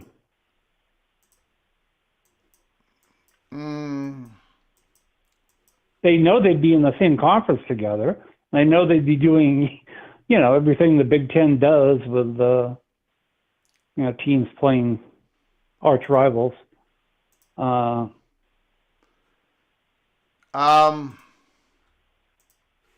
It appears that nobody wants the Tar Heels plus the Wolfpack.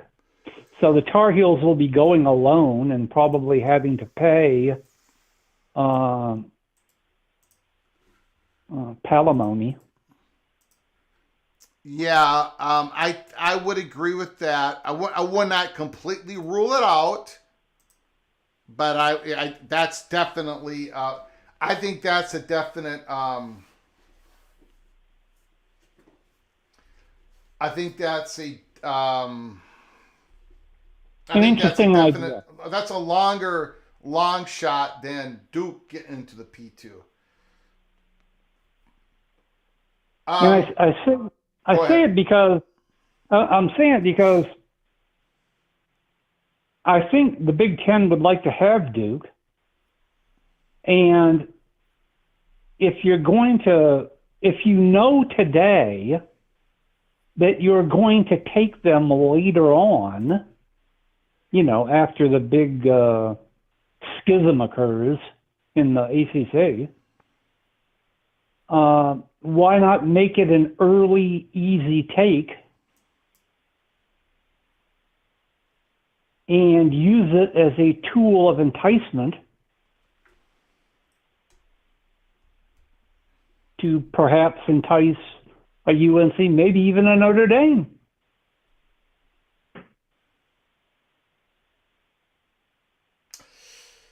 Maybe. And you could get them at a half share. Duke would leave tonight. I think Duke would. I think Duke would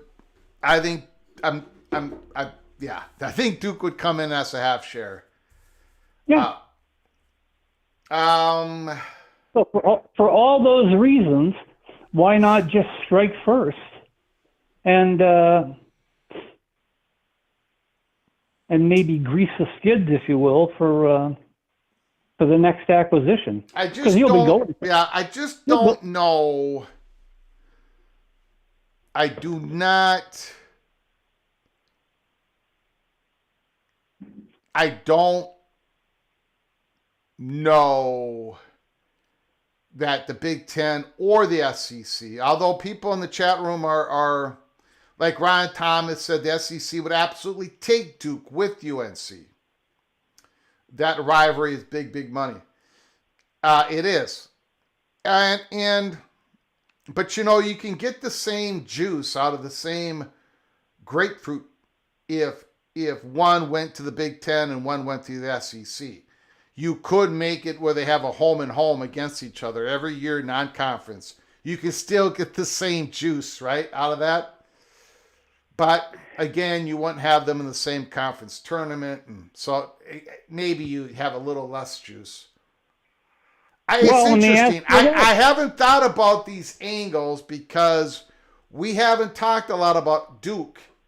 I heard a little bit about Duke a couple weeks ago. We heard this steam a couple weeks ago about big money people. I talked to Moen about it.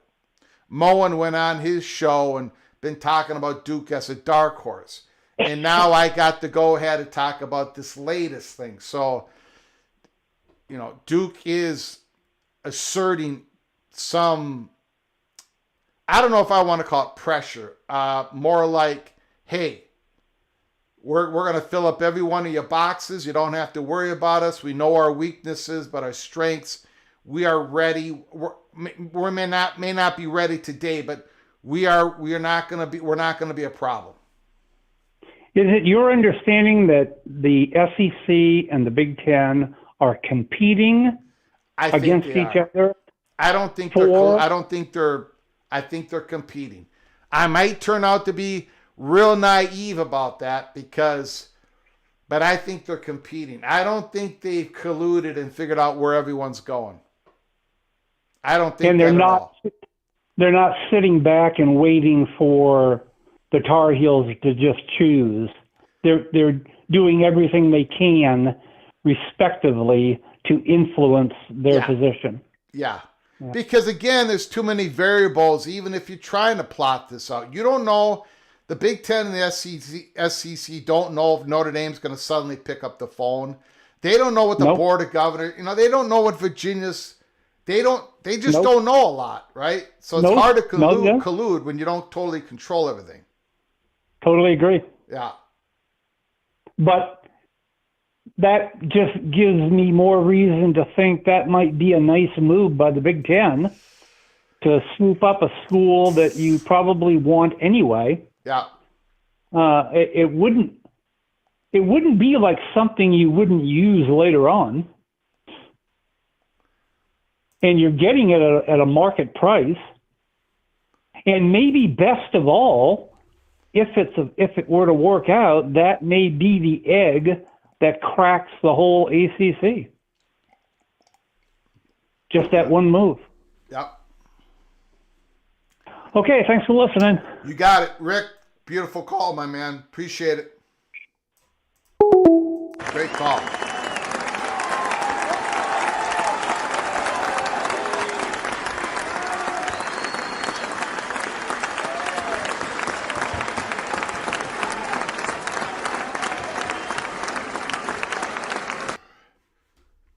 Ron says football is still SEC priority. Ryan Thomas, SEC is really focused on basketball. That is why UNC and Duke are the targets. Maybe they are. We have not heard that Duke is a target, but again, we don't know everything. We are not infallible here at Peek Around the Corner. I would consider Duke a dark horse, a long shot, but a live shot. CBS would die to have Duke basketball on their channel regularly. That's good point. Good point.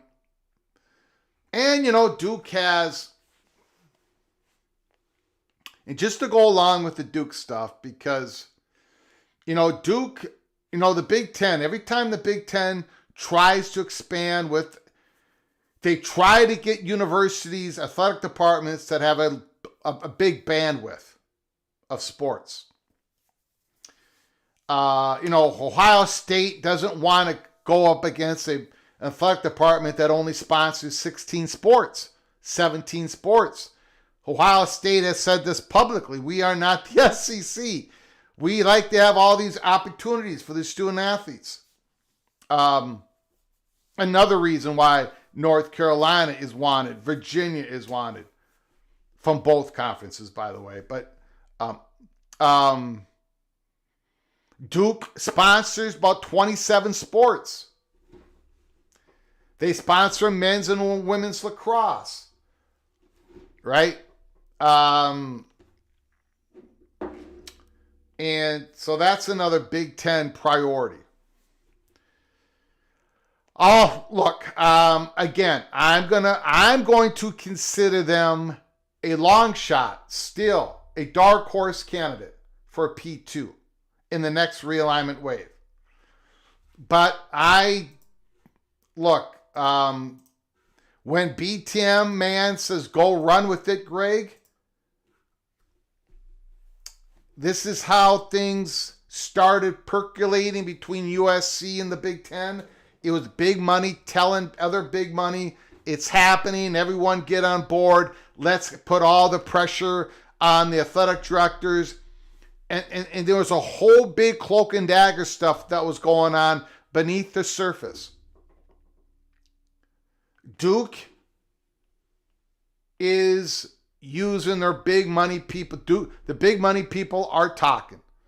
And I pushed the envelope just a little bit. There was actually a meeting between big money people in the South. That's as far as I'm going to go with that. And I'm not even going to say with who. Maybe that's a story, most likely a story that I can pop up with later on. There was a hot bubble of action going on in the South with Duke big money people and somebody else, and they are being aggressive. And that's why we titled this live show, Duke has brought out their big guns for the next realignment wave. If you haven't subscribed to our channel, please hit the subscribe button. Smash that like button if you've liked our content. If you want to donate to our channel, support it, hit the $sign where you make a comment, and I'll get you super chat as quick as I possibly can. We come on whenever we have to, whenever we need to, whenever we can here at Peek Around the Corner. We do not go by a set schedule. So when you do subscribe to our channel, make sure you have your notifications turned on, because we can come on at any time. Breaking news, we can come on at any time. We have covered so many stories today. The Stanford, Troy Taylor, we've hit that story. The North Carolina State, North Carolina, a new bill would require North Carolina State to play in annual sports. We've hit that story. We've gone over the Duke, the big money people, making sure that everybody in the SEC and the Big Ten knows that they want to be a serious expansion candidate. We've talked about the Big Ten media deal. It might have to be revealed. At least the Illinois Attorney General wants the whole thing to be revealed. And the most interesting aspect of that has to do with the Notre Dame part of that media deal. The Notre Dame, I want to see it. I want to read it. And then the next story that we did was Jay Bilas. ACC has had a rough basketball season. Jay Bilas, we have a link provided in the description box below the video talking about a minimum investment of basketball for all the ACC schools. They want to do the double squeeze in the ACC. If they do that, it's going to be a disaster for many of the ACC athletic departments. You have unequal revenue sharing, and now you're going to have a minimum salary floor investment in basketball. What, you're going to do that in football? The bottom half of these schools are not going to survive. They're going to be in a death spiral of resources. It's going to be a self-fulfilling prophecy. You're going to have these athletic departments buried for good. They're not going to be able to come back off the mat if you do a double squeeze on them. And that's what Jay Bilas wants. Duke's got the money. They don't have to worry about meeting a requirement investment. Not even in football. You see how much money they gave Mensah, the number one transfer quarterback, and then in basketball, of course, Jay Bilas, Duke, they're making a lot of noise out there. Making a lot of noise. Please continue following us here at Peek Around the Corner.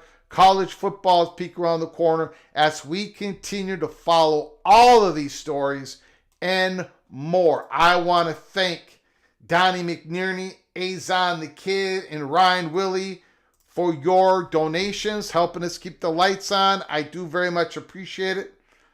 I appreciate everybody coming on in with your comments and with your phone calls. Keep your head on a swivel. Watch those college basketball games. Root for your team. I hope you all lose. How about them apples? Until next time, from all of us at PATC, to all of you, please you all take great care of each other. Thank you so very much.